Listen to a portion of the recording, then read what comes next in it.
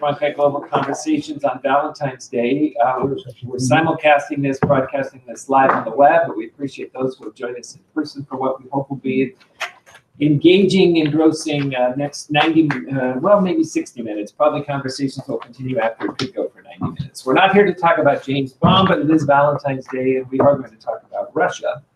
More on that in just a second. If you want to tweet or follow on Twitter what's happening as people listen to this conversation, we invite you to use the hashtags you see here.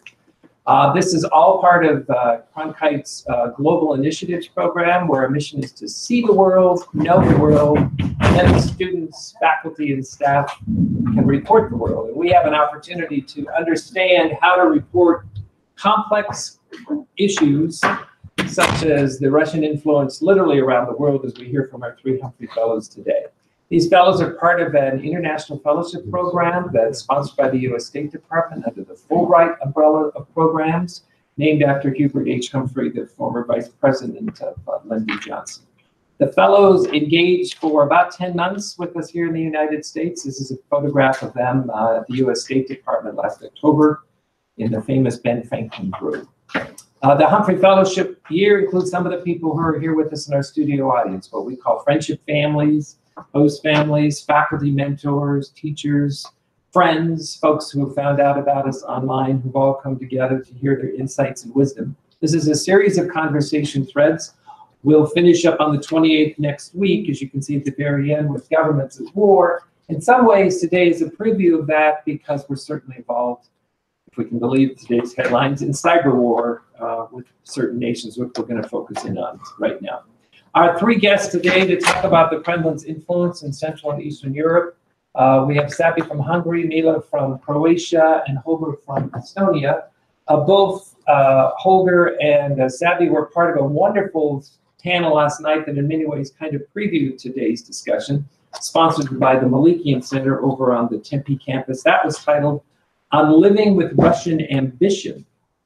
I've never had the chance to travel to the Soviet Union, the former Soviet Union, turned Russia. It's on my short list, but I've met many, many people from around the world, including some great Russians who speak warmly and wonderfully about their country. We're not representing that side today, and as a journalist, I feel a little awkward that we're only hearing one side, but I think we're hearing a very important side. So let me get out of the way. We're going to first go to Croatia, which is straight from Zagreb. That's why I'm holding up this little heart, not just because it's Valentine's Day, but this is the symbol from the city of Zagreb. A great radio journalist from that nation and that country, Mila Moralic. You're up. Thank you. Thank you,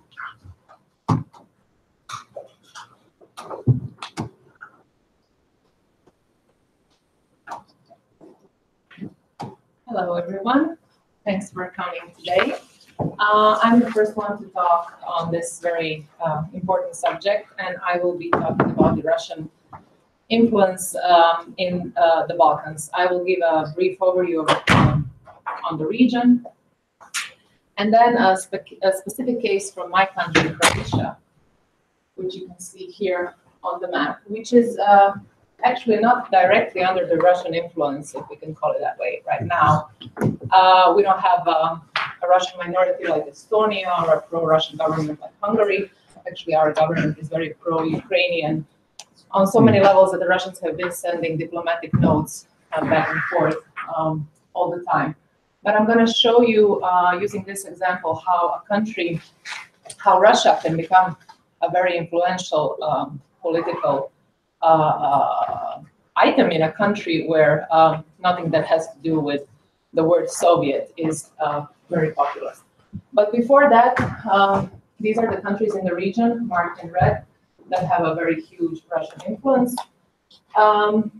NATO is obviously a red flag for the Russians. So Montenegro is the newest NATO member, and Macedonia also applied. And although the countries are looking into the West and into the European Union, the Russian footprint is still there. The Balkan stability is such a huge thing in Moscow that Vladimir Putin, in his talks with his Security Council, has said on many occasions that it is the top priority for Moscow.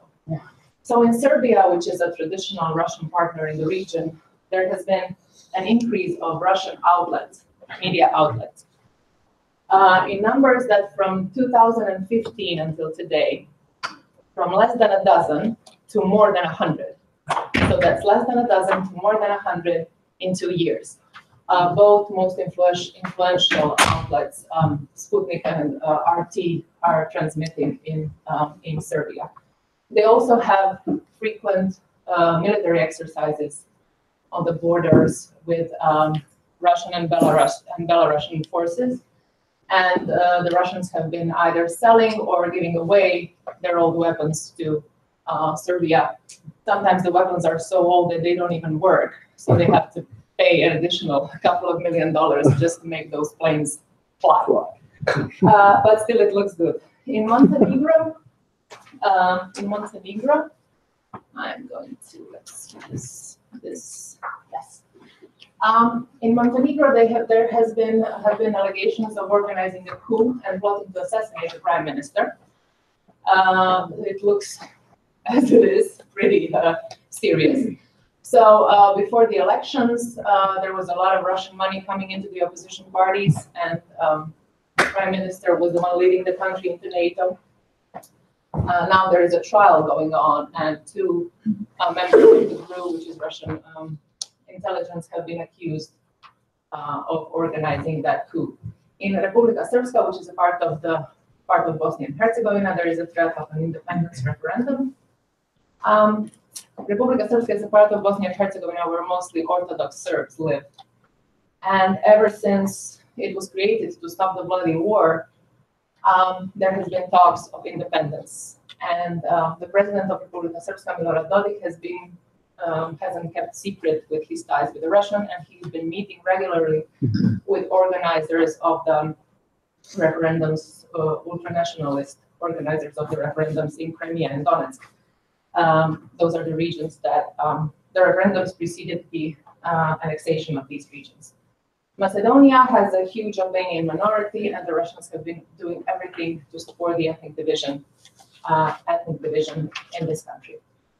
So this is a brief overview of the region, and then we come to Croatia and Zagreb, to the story of Agrokor. So this guy you might know, his name is Dražen Petrovic. He was a basketball player, still considered one of the best Europeans in the NBA. And this tower is the tower of the company called Agrokor. It is the biggest regional company that does everything from agriculture to a large number of supermarkets. It's been called the giant of the Balkans.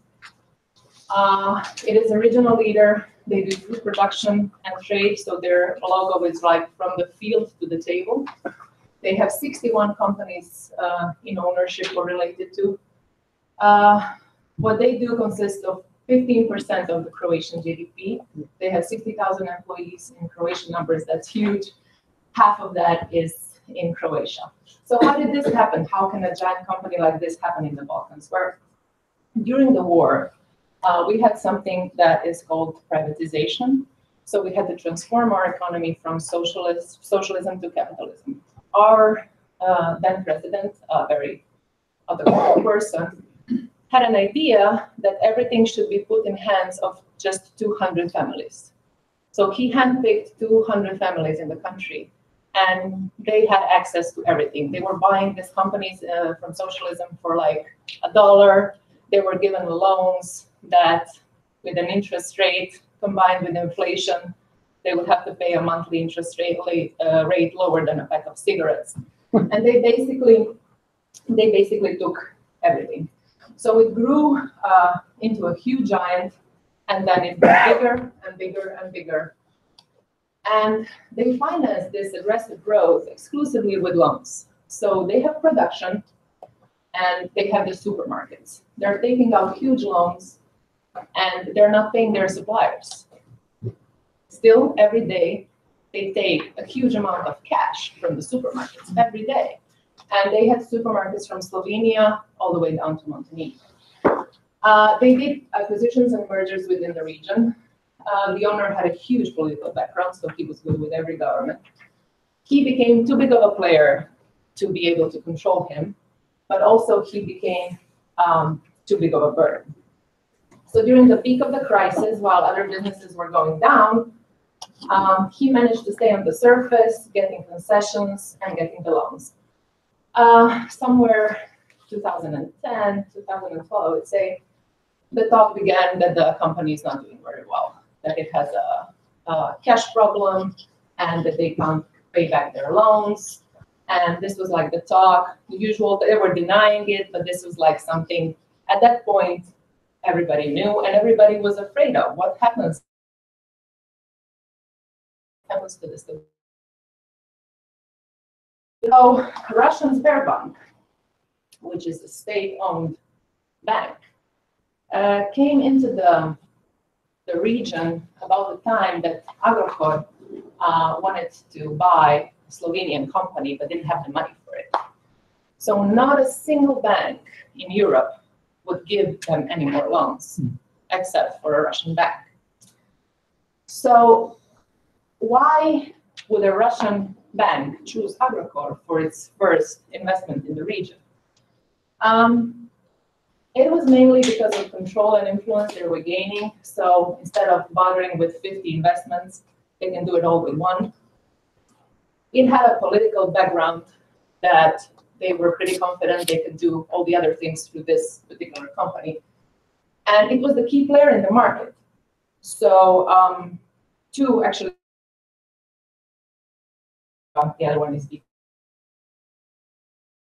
company, and they gave them loans. And it looked good for about a year, and then it started crashing down. This is the owner of the company from his Interpol picture today. This is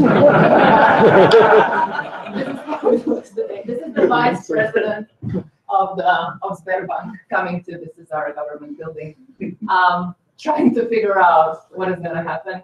This is a very special figure. This is the Russian ambassador in Croatia. So every time he does a press conference, he actually puts all of this stuff on his military uniform. Wow. And he looks very impressive. You get the point. Yes. So the situation right now is, or the situation was 1 year ago when this happened, is that everything started to fall apart. So when the company went down, the Russians were owning 1/4 of it, but they were the biggest individual debt holder. So the others were just suppliers, which were all over the place and couldn't unite. So the Russians were a key player in this. There was some talk that they did it. The Russians gave the money, not knowing, without any other thoughts in mind other than business. I personally believe it's impossible that a state-owned bank would do this kind of acquisition, knowing that the company would fall down. So it didn't take long until they started talking about changing the debt into ownership. So they would become the owners of one of the most important, definitely the most important company in the Balkans. So the government made this law basically overnight. We call it Lex Agrokor.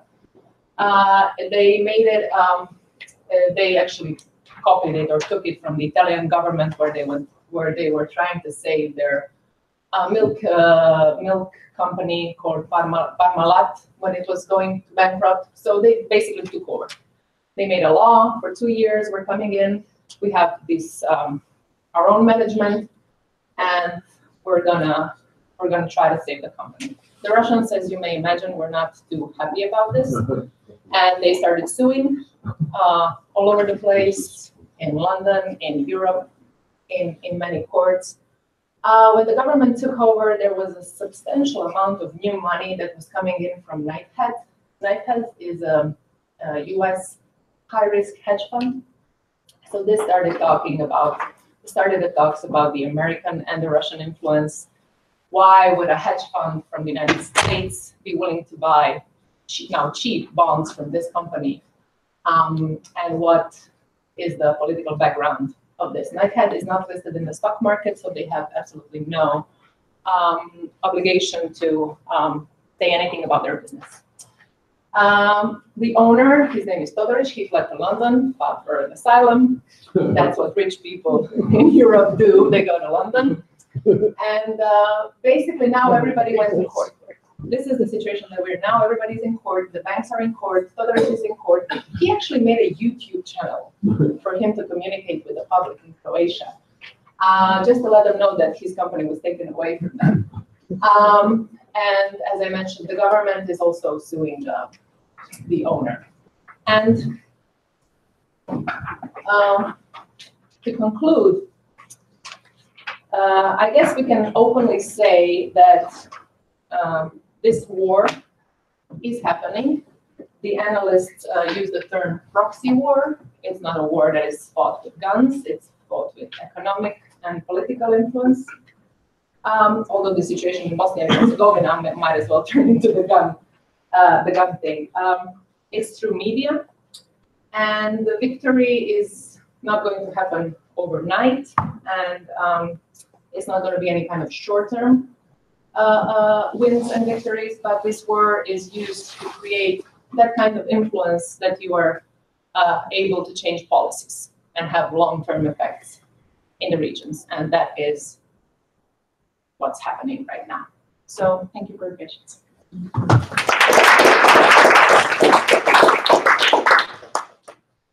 Thank you, Mila. I will take the conversation from the Balkans to the Baltics, although they might seem similar. They are actually quite far away from each other. One is in the southeastern part of Europe, and the Baltic countries, Estonia, Latvia, and Lithuania, in the northeastern part of Europe. Just to provide you a little background, I will briefly jump back into very distant history, and then I will finish up basically today. Next Saturday, on the 24th of February, Estonia will celebrate its 100th year of independence. On the 24th of February 1918, in the aftermath of the First World War, when the German troops had retreated and the Russians were not yet back in, Estonia declared itself independent. And what followed was a 2-year war with Russia, our war of independence, which we actually won against Russia. Before becoming independent, Estonia had been under the Tsarist Russian rule for more than 200 years. The Tsarist Russia conquered Estonian territory in 1710 from Sweden during the Great Northern War. When Estonia got independent, it could enjoy making its own decisions only for 22 years, because in 1940, the Soviet Union occupied the country and forced Estonia to become a member of the Soviet Union. During the Second World War, Estonia exchanged hands for a couple of times. First with the Soviets, when the Nazi Germany came in, then the Soviets came back, and when the war ended, it didn't end exactly for us, because Estonia remained part of the Soviet Union for the next 50 years.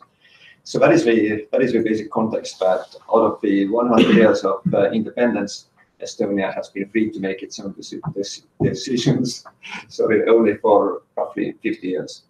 For the other 50 years, we have been occupied by the Soviets. And out of the last 300 years, 250 we have been under foreign rule. So that is the kind of influence that Russia, both in the form of Tsarist Russia and in the form of Soviet Union, has had on our country, and more generally on the Baltic countries in her. So what has happened after Estonia got its independence back, when we restored it? In 2004, we joined the NATO and the European Union, which is actually something very significant. It was a very small window of opportunity that we managed to catch, and it was politically available for NATO to accept several former Eastern European countries. That means that the border of Estonia, Latvia, and Lithuania with Russia, Lithuania's border with the Kaliningrad Oblast, is actually NATO's and European Union's direct border with the European Union. So for a while, everything seemed quite okay. But then in 2005, we started getting more anxious signals. In 2005, Vladimir Putin, in an open speech, said that the collapse of the Soviet Union was the greatest geopolitical tragedy of the 20th century. Several others of his cronies have not hidden the fact that they consider the Baltic countries' independence only a temporary error of history, and that sooner or later it would be corrected. Mila already mentioned Russia's influence now in the Balkan countries, especially Montenegro, where Russia tried to help the coup attempt 2 years ago. In 2007, Estonia was the first country to suffer. Single bank in Europe would give an Thank you. In 2007, Estonia was the first country to suffer from cyber attacks, which were directly targeted on a nation state. And why? They originated from Russia. And why did they occur? Because the Estonian government had decided to remove a World War II monument from central Tallinn, the capital of Estonia. The Soviets had put up a statue in the 1950s to commemorate winning the Great Patriotic War and to commemorate the liberation of Tallinn and Estonia from Nazi Germany. So for the Soviets, it meant the liberation of Estonia, but for Estonia, it meant continuing 50 years of occupation, and very tough occupation with thousands of people deported to Siberia or killed. In 2008, we saw first time Russia's true aggression after Chechnya, of course, when the war with Georgia broke out. In 2014, we saw what happened in Crimea and Eastern Europe and Eastern Ukraine, a conflict that is still going on. And of course, now we see Russia in Syria. So that is these are the reasons why we fear Russia's aggression and why we feel it in our region every day. But it's not so bad actually. The town you see, the castle you see on the left-hand side of the river here, it's called Narva. It is situated on the border between Estonia and Russia in northeastern Estonia, and the population is 95% Russian.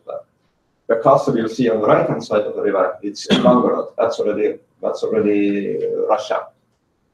So when Crimea happened in 2014, journalists from all kinds of Western newspapers and media outlets started traveling to Narva, to Estonia. And they went to the bridge, they took photos of Russia, they took photos where you can see both Estonian and Russian flag at the same time. And they started asking that is Narva, is Estonia next? Is it going to be the next Crimea? Is Russia going to occupy it? The short answer is that we hope and think now that it won't happen.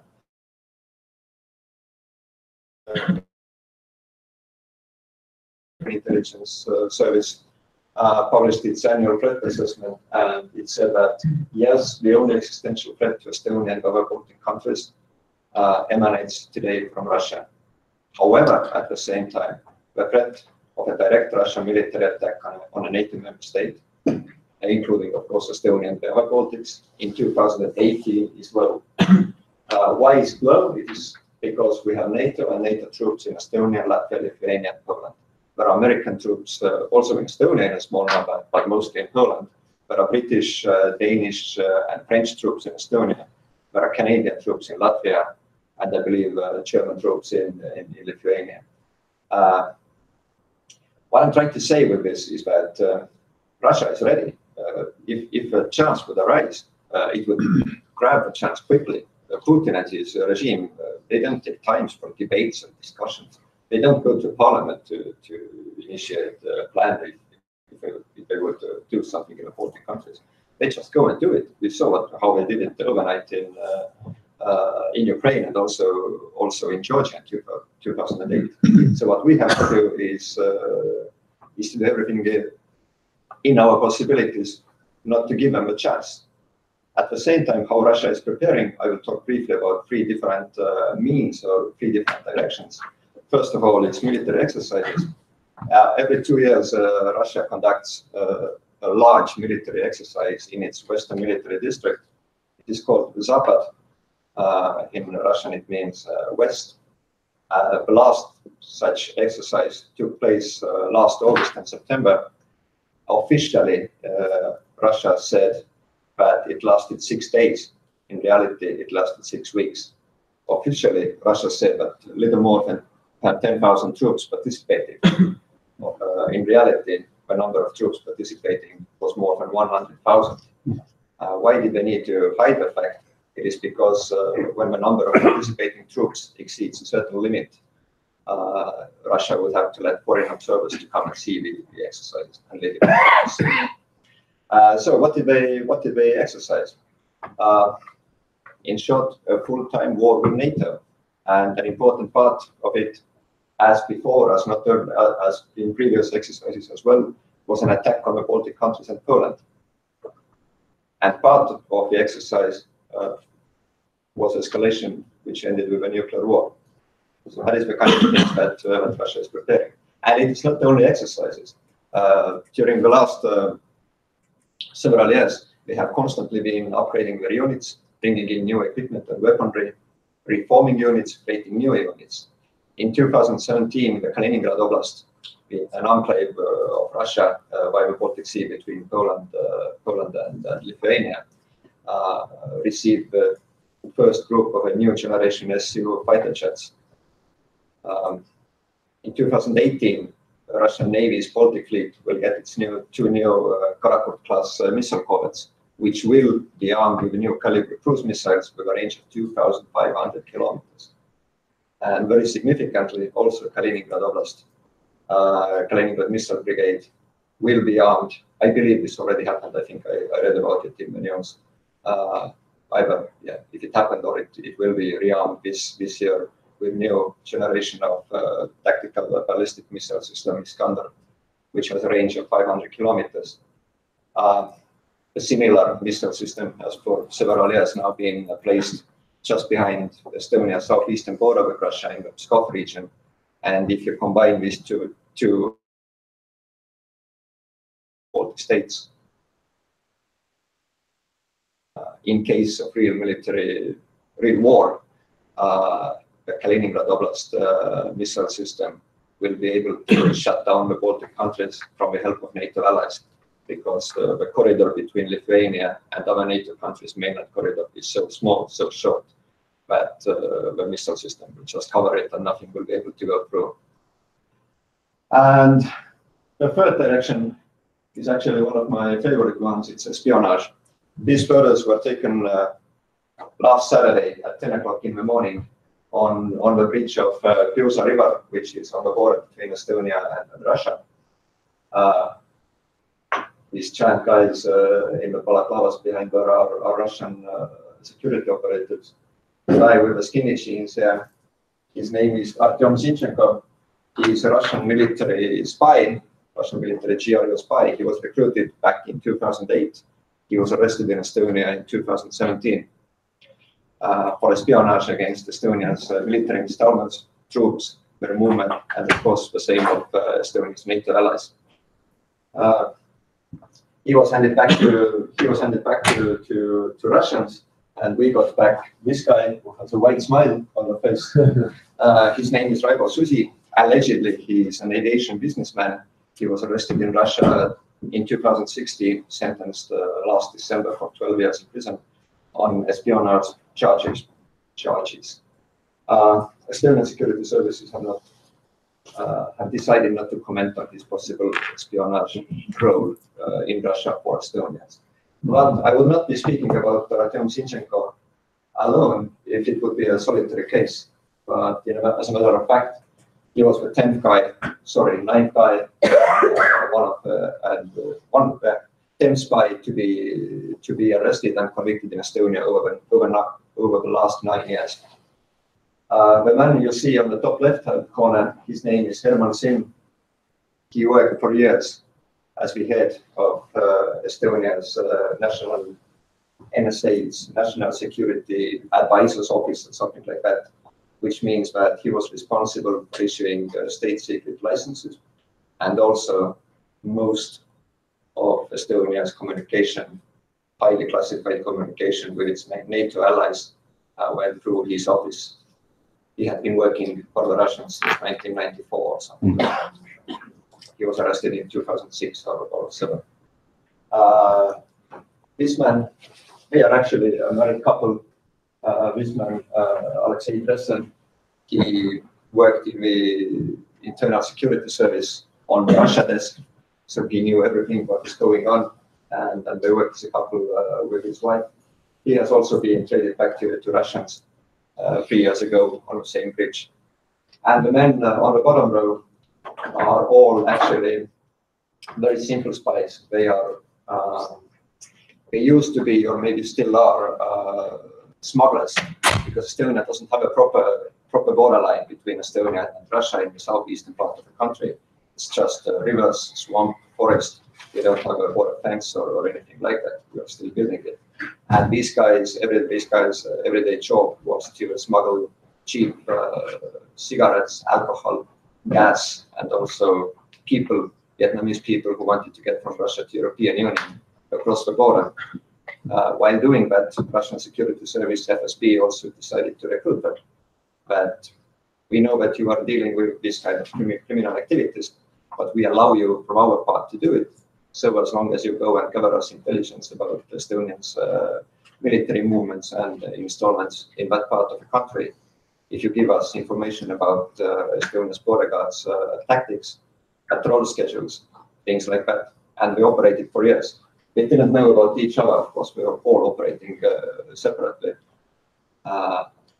And most probably, we are by far not the only ones. So in the last 9 years, 10 such people have been convicted on espionage charges in Estonia. And we know about an 11th investigation that is going on. A man was arrested last November in Estonia when he was trying to leave Estonia, from Estonia to Russia. He was charged with espionage, and allegedly he was preparing some kind of cyber espionage act in Estonia. And the cherry on the cake, just to show you that Vladimir Putin also has a bit of a sense of humor. On the 31st of January, it was announced that Putin named a fighter jet aviation, a fighter jet regiment in the far east of Russia by the name of Tallinn, Estonia's capital. Of course, for Estonians, again, like when Nazi Germany came into Estonia during the Second World War, the Soviets bombed the hell out of Tallinn and Narva. So we have quite a bad experience with Russia's or Soviets fighter jets as well. With that, I would like to thank you and pass on to my colleague from Hungary.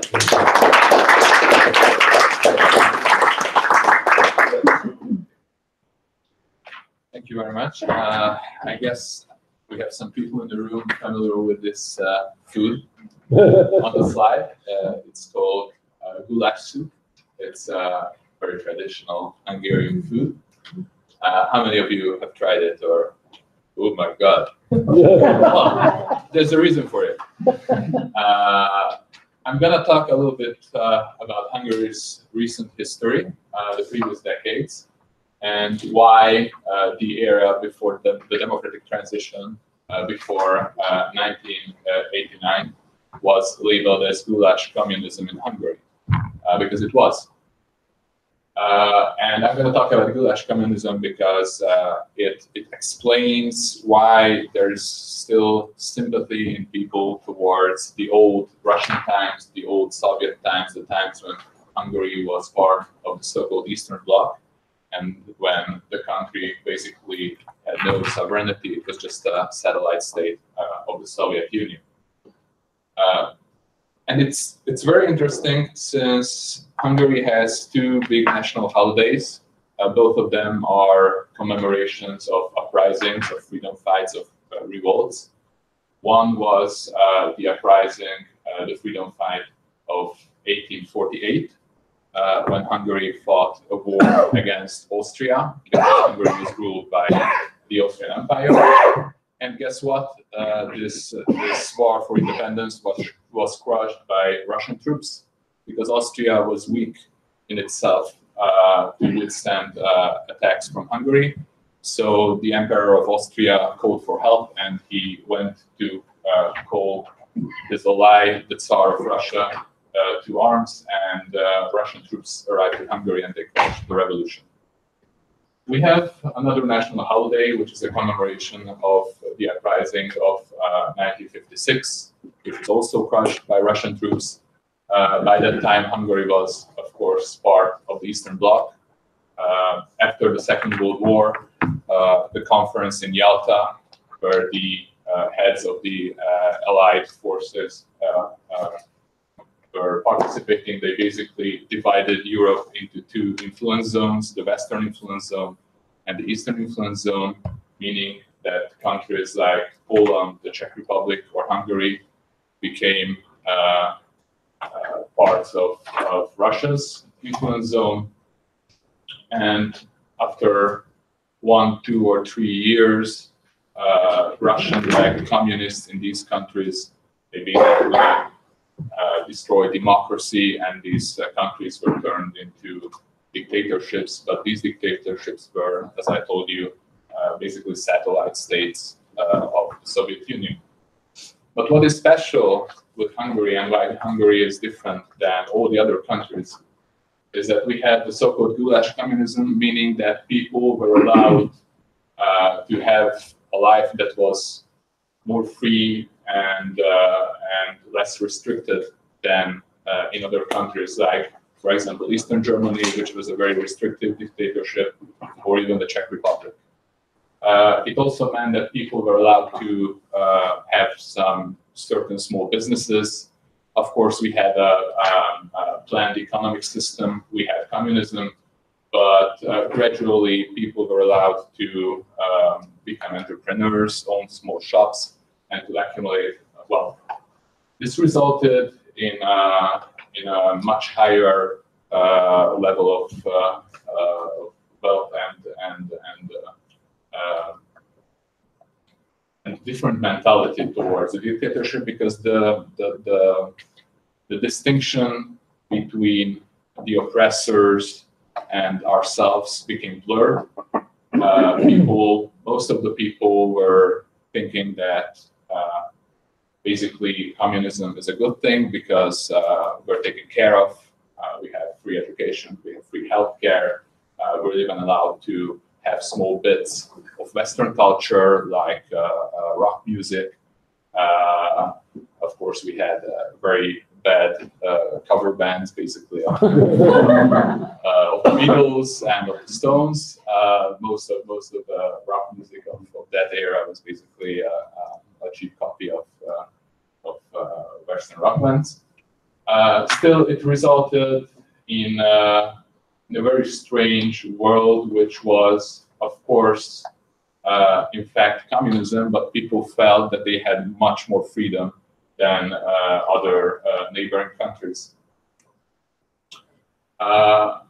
This is the map of Hungary, and what's also a thing with this country which makes it special, that Hungary used to be much bigger. Hungary used to rule, sorry for that, Croatia.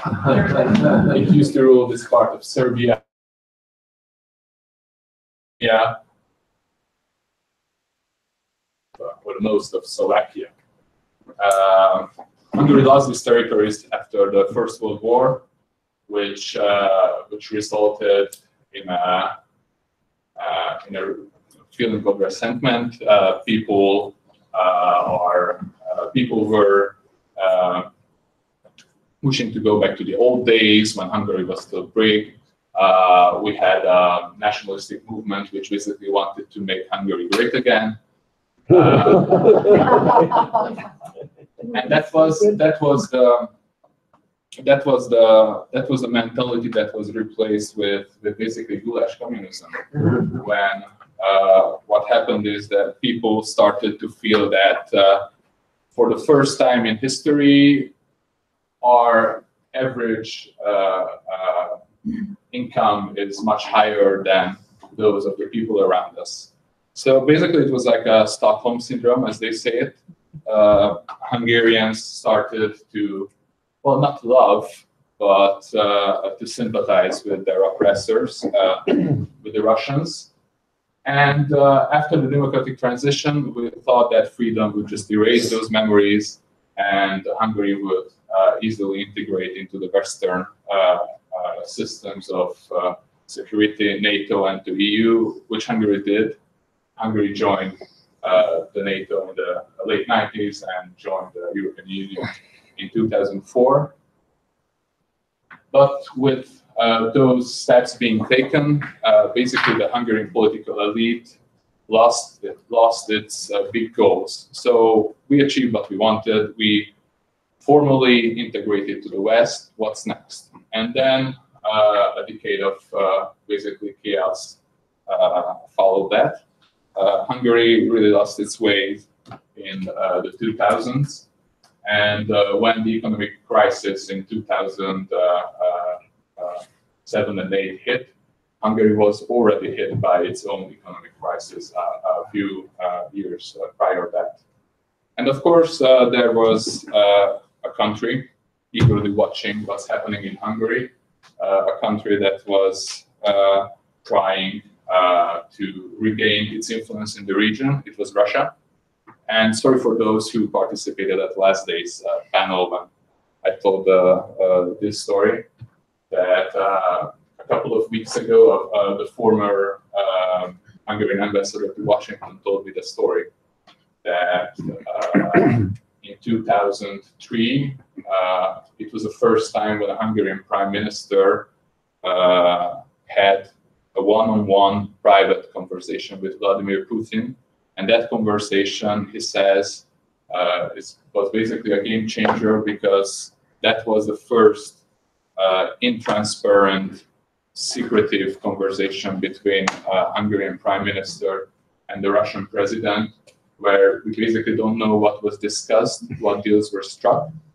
And it was a turning point because since that point, every elected Hungarian prime minister at one point in their tenure, during their tenure, had a private one-on-one conversation with Putin without any aides in the room, without any formal setting, either in a hallway of the United Russia Party's conference room in St. Petersburg, or in the mansion of one of the richer Hungarian prime ministers, when he invited Putin to visit his family.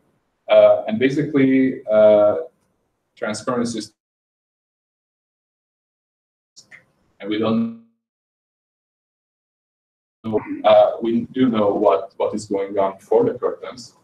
This is our current prime minister, Viktor Orbán, who's been ruling Hungary since 2010.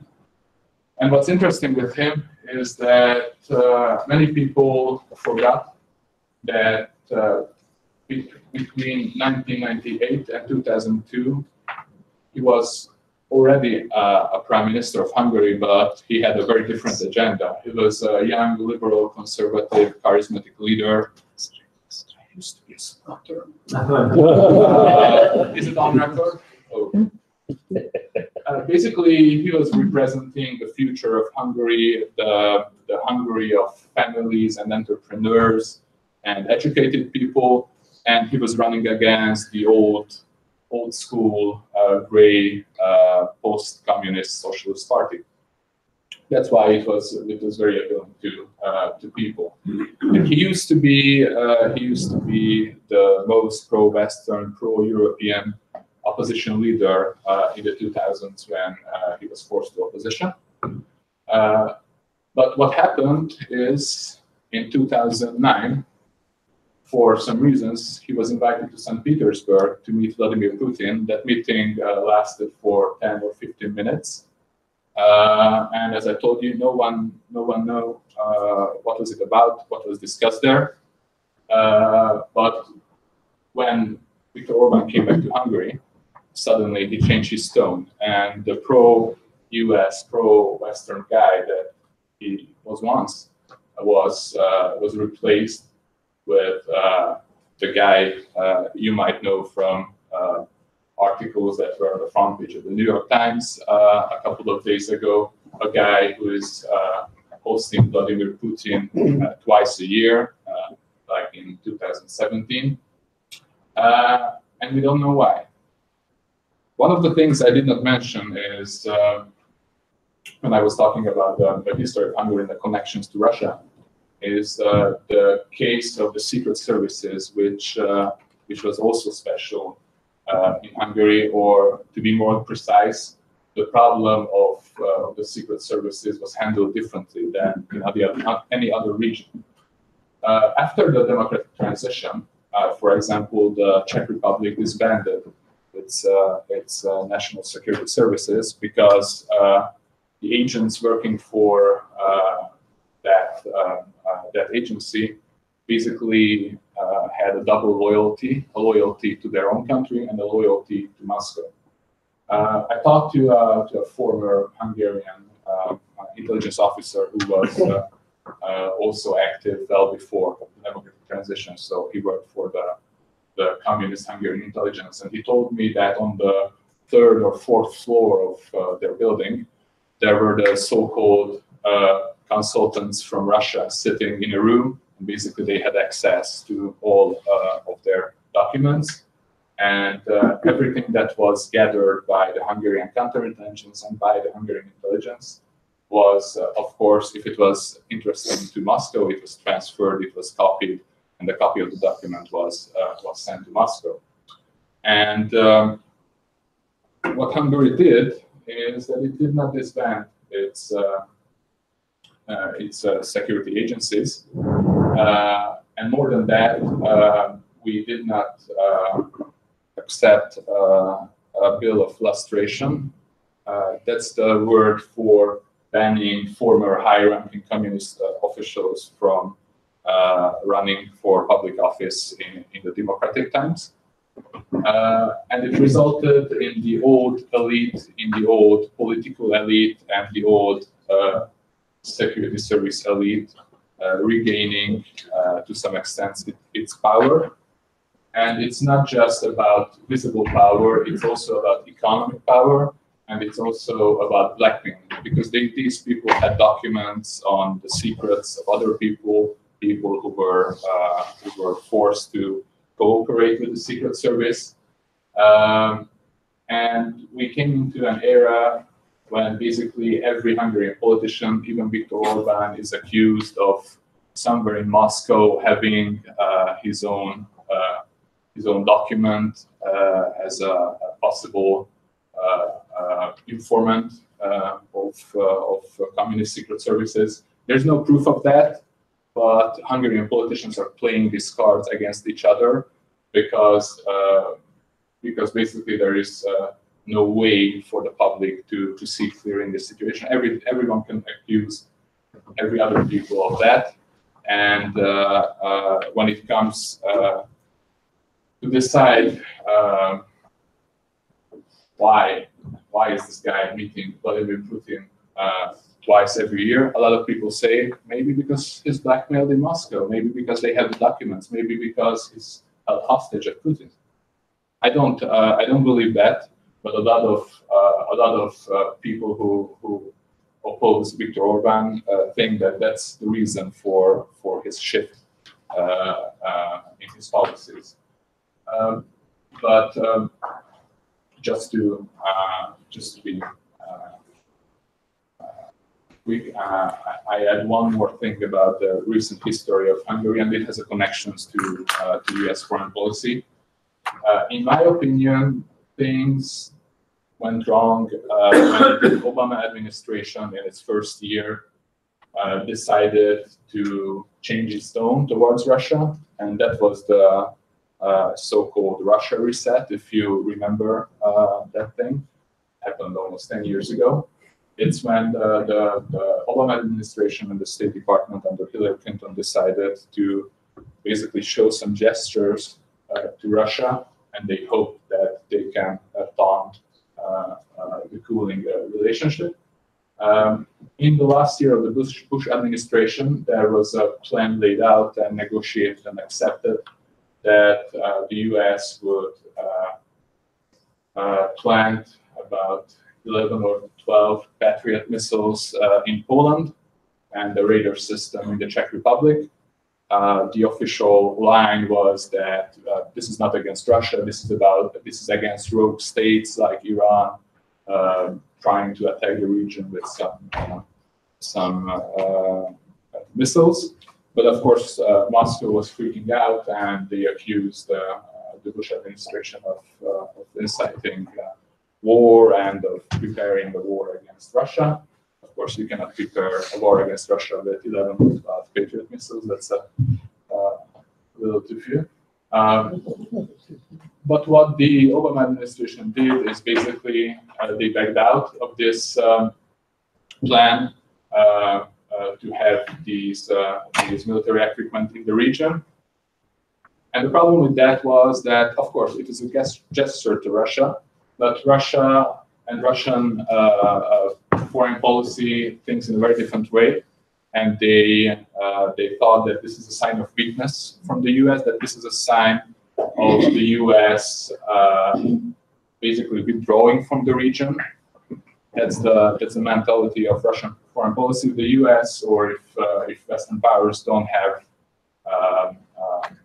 airplanes, fighter jets, tanks, and troops in that part of Europe, then it means that it's up for grabs for the Russians. So they interpreted this move exactly like that, and that's when this whole influence campaign with economic means and ways and with political actions started. And it resulted in Viktor Orban, the previous good guy, pro-Western, pro-US politician of Hungary, basically becoming a proxy of Russia in the eyes of many people.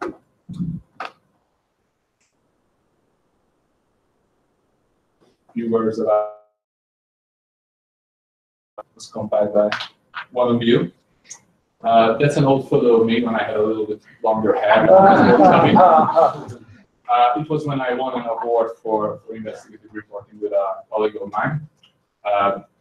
Guys put that photo there maybe because this is another article that's now shortlisted for the European Press Prize, which is a pan-European award in journalism. I'm right now shortlisted in the category of investigative reporting. And as you can see, my story is about Russia and Russian influence. So just to follow up with some sentences about this story, I published it last year, and basically I was gathering information for this story for almost 4 years. I originally had plans to write this story in 2015, but of course I'm a very slow journalist. So the story is about how the old, outdated Soviet metro carriages, metro cars in the Budapest metro system were replaced by not so old but not so modern Russian ones, with the highest price out of all the bidders who wanted to participate in that business. So what happened is that 4 or 5 companies from all over Europe, Skoda Transport from the Czech Republic, Skinestrail from Estonia, Alstom Transport from France, there was another one, and the Russian company called Metrovagonmash from Russia were competing to win this business, which was worth of more than 200 million euros. So they were competing for the business to basically manufacture new metro cars for the Budapest subway system. And what happened is that there was a guy who was heading the whole public transportation system of Budapest. He's actually a relative, a distant relative of Viktor Orban. He's a young guy.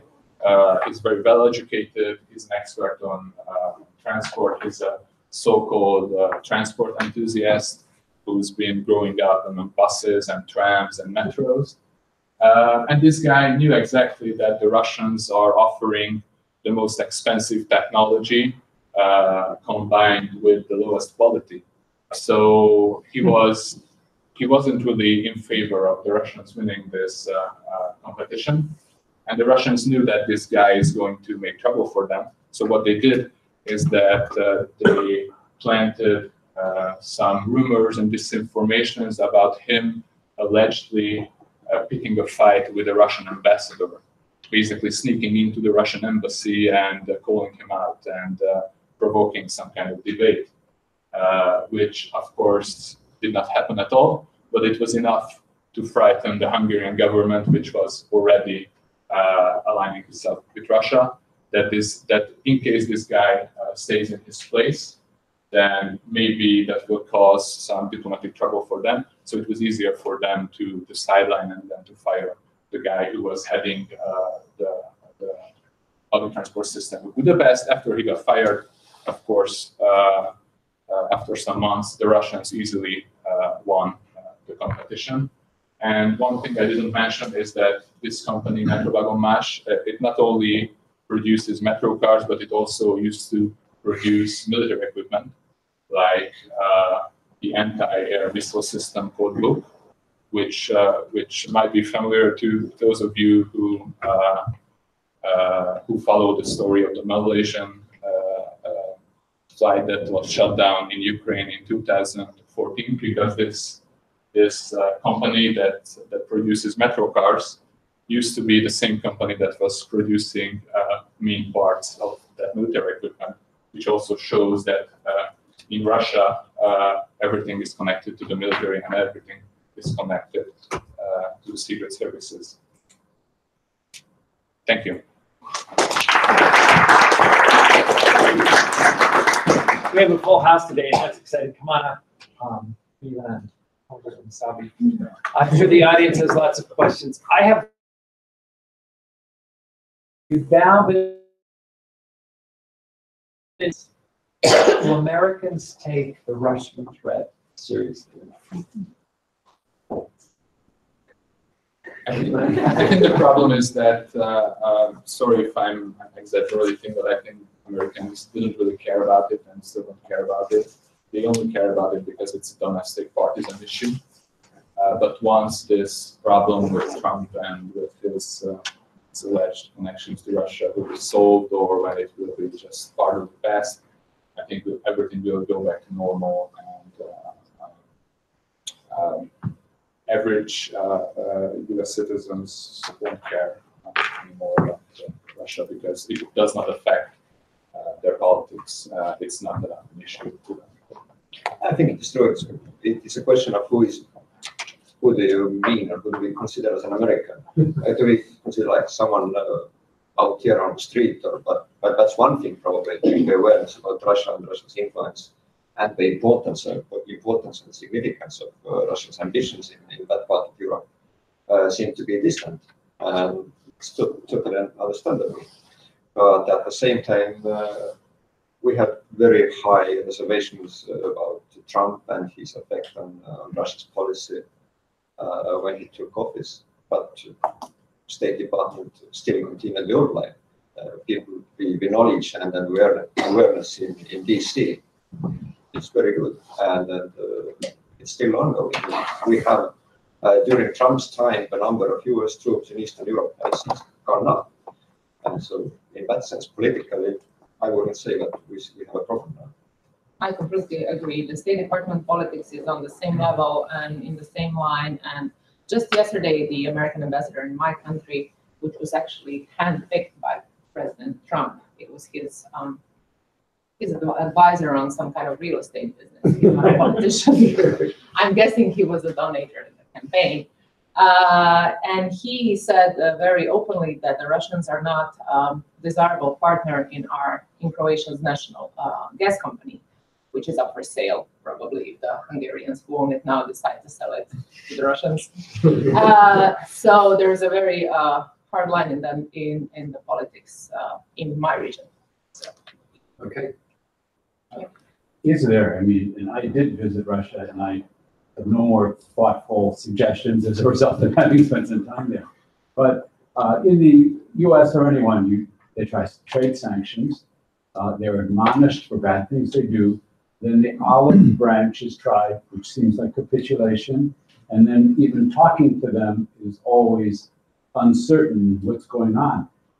is there a logical policy that the US can have other than saying they're bad or saying that we want to be their friend or whatever? Any advice on what stance the US should take?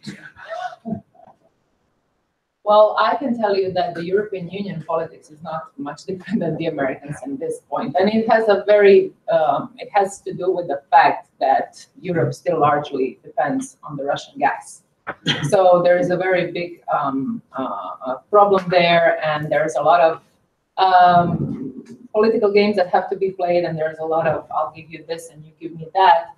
And, you know, just calling them a bad guy is not gonna solve everyday issues. So banning their capital from coming in is, they do this on one side, and then on the other side you have the former German chancellor on the board of Gazprom, and you have all kinds of the French building an LNG terminal with them, with the Russians, like a normal everyday business.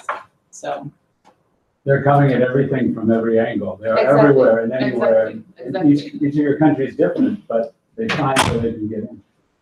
I think the policy needs to be consistent and it needs to be clear. Also during yesterday's panel, the former Latvian President Freiberger said that Russia understands force and it understands strong signals. You can't be, you have to be clear what you mean when you talk with them, and it has to be. It can't be like one kind of message today, then maybe a bit softer tomorrow. Like you have to go one direction, and I think that the sanctions actually work, and that is also a way Russia is using the possibility of trying to find the possibility to create division in the European Union and in NATO, because the more together NATO and European Union are in their messages and in their politics towards Russia, the harder it will be for Russia to counter it. But it is trying to find partners in Central European, Eastern European, even Western European countries who would like break the wall, who would like start tearing it down, who would come out with messages about ending sanctions, for example. It is the same reason why they have supported Le Pen's party in France. They want to create division. But if American and European Union countries are united in the message, it will get to, and the sanctions are one thing of those. I think in many people, there's a huge misunderstanding towards the sanctions. So the sanctions we're talking about are the sanctions by the United States and by the European Union, which were imposed on Russia after it invaded Eastern Ukraine and after it occupied Crimea. So the sanctions are actually working. When people are saying that, oh, but Russia's not changing course, oh, but they are doing the same things, the sanctions work. The sanctions have a different purpose. So Russia did not invade any new countries since Ukraine, and that's what the real purpose of these sanctions are, to show Russia that that if they copy their previous actions, then there will be retaliation to that. So the sanctions are working because it's preventing Russia from going into the same military actions and stuff. But just getting back to the previous topic, and just to add one more example, right now in Hungary, the biggest issue with Russia is that Hungary is basically building a huge new nuclear power plant with Russian technology, with the Russian company Rosatom, and it's financed by a very unfavorable loan from Russian banks, which is worth of more than 10 billion euros. And it seems that the company that's going to supply the turbine, basically the heart of the nuclear plant, is General Electric's Hungary, which is basically General Electric's, but formally it's a Hungarian company, but of course it's the US company General Electric's. And I cannot remember any word from US foreign policy on saying that you shouldn't be building that nuclear power plant with Russian technology and Russian money. Of course, because General Electric will be in the business and they will get a huge amount of money for supplying the power plant built by the Russians with turbines built by a US company. So this is how it works. And also military-wise, sorry, just quickly, also military-wise, NATO has shown that it means business. That's why there is a significant presence of NATO troops in the Baltics and Poland. Russia has tried to create like division and also say that NATO is so slow and rigid, and you need to have a consensus on everything that you do, and the NATO collective defense article number 5 would never stand and so on.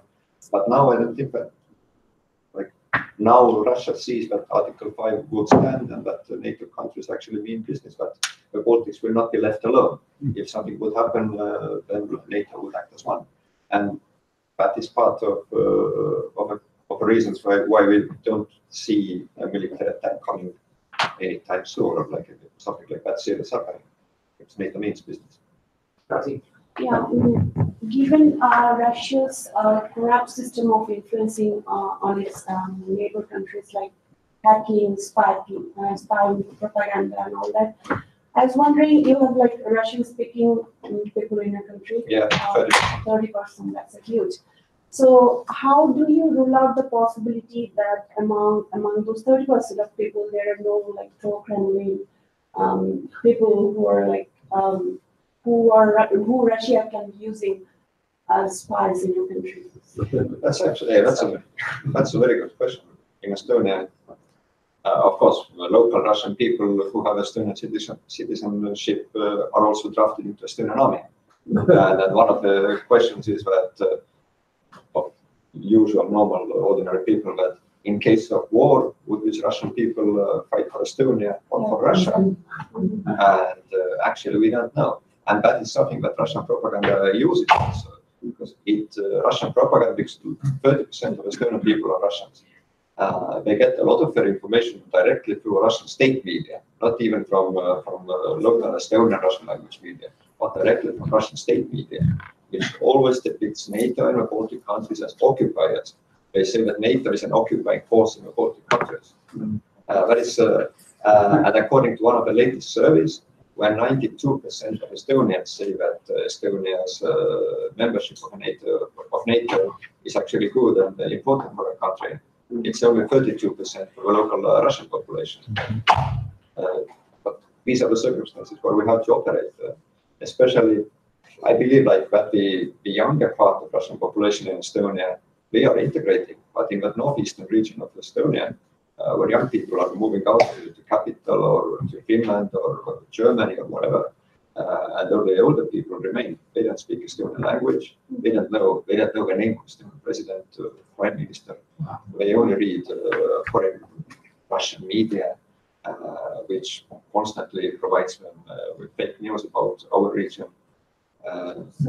So the level of trust among the citizens is not like, and is it a problem for the government to actually combine people together? Yes, of course it is. It's been a huge issue ever since 1991 when we managed to restore independence.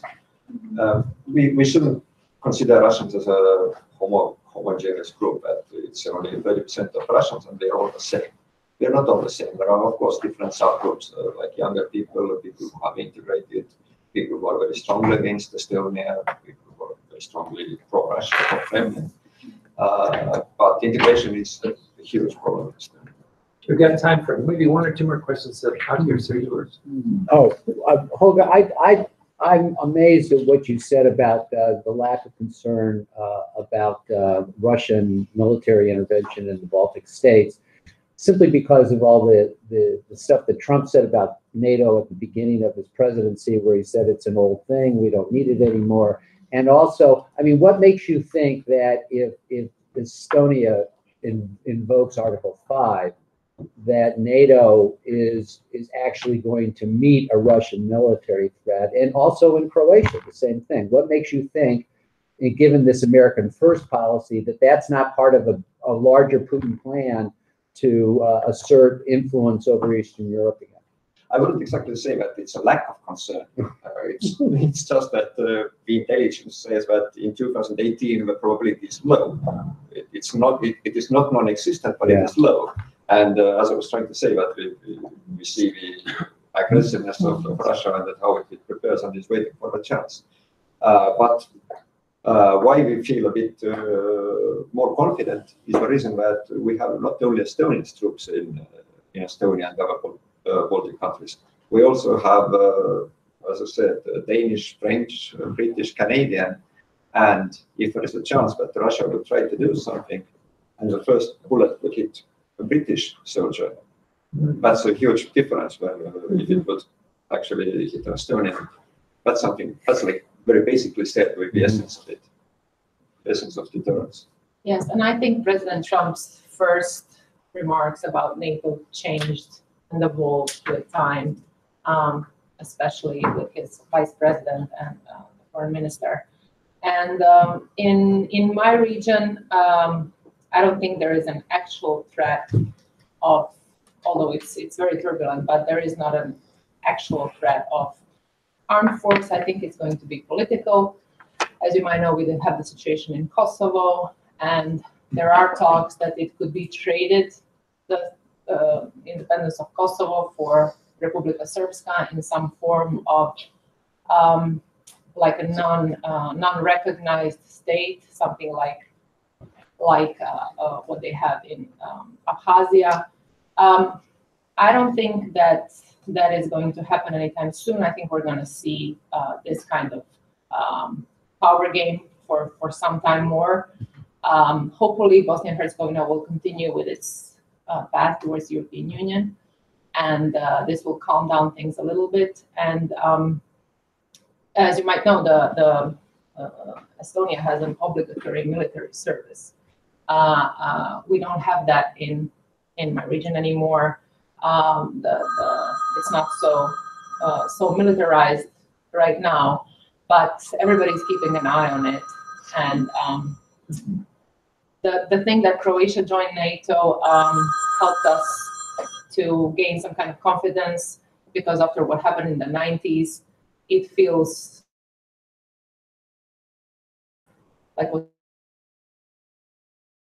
have an army other than your own and other than UN people that are not allowed to shoot on your borders. Also military-wise, sorry. But I actually think that, well, yeah, Trump's comments about NATO being obsolete were, of course, absurd. But his comments about different NATO members having to pay up because they spend too little money on defense, they actually are true. A lot of European countries have for years been spending so little money on defense, especially Central European and Western European countries. But Estonia is one of the 4 NATO countries, I believe, who has met for years the NATO target of spending 2% of GDP on its defense. I believe Estonia spent like 2.1 or 2.2%. Yeah. Even Latvia, who should be like very worried about its security for years, where they spent like 1.2 or 1.3%. And now this year, we finally also met the 2% target because we saw what happened. We started only moving after we saw what happened in Crimea. When Trump came out about saying this 2% of European countries have to start paying up, I think it changed a lot in the political reality and in the political discussions inside the European Union, European NATO member countries. They saw that they can't be only believing or hoping on America's help, but they need to show themselves as well that they are putting an effort into it, and that is actually good for the entire European part of NATO. I just want to add one thing, a story on how NATO works and what's Hungary's role in it. As I talked about, Hungary is having some friendly relationships with the Russian regime, but Hungary is still a member of the NATO. And sometimes that leads to awkward situations. So 2 years ago, I interviewed the foreign minister of Hungary, and that time Hungary was in charge of air policing in the Baltics, which means that Hungary has a couple of Swedish manufactured Gripen fighter jets. And instead of using those in Hungary when the plane's getting off and they fly for 2 minutes and they are in Austria, makes no sense. So we send them to the Baltics to have the Baltic states air policing. And I asked the Hungarian foreign minister, okay, we have those fighter jets there, but why are they there? I mean, why are they protecting the airspace of the Baltic states? Who is the enemy there? And he didn't really want to give me an answer. And then I told him that I think these states consider Russia as a threat to their existence.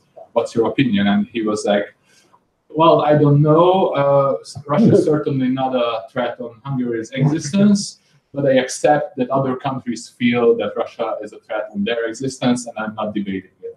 So that's like the position of the Hungarian government. Of course, they are doing what they would like to do. They contribute to NATO. They help defending, or they help to defend Baltic airspace. But they try to stay quiet on that and not to be vocal about why are those fighter jets there and against whom are they protecting the Baltic states. I know there's a lot more that you can continue to connect with our three speakers, but can you give them more?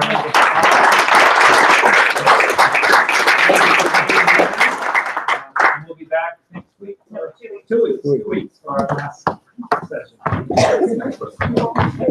If you came in late, you can sign our sign-in sheet and take them on your way out. We'll get that on. Good job, guys. Good job.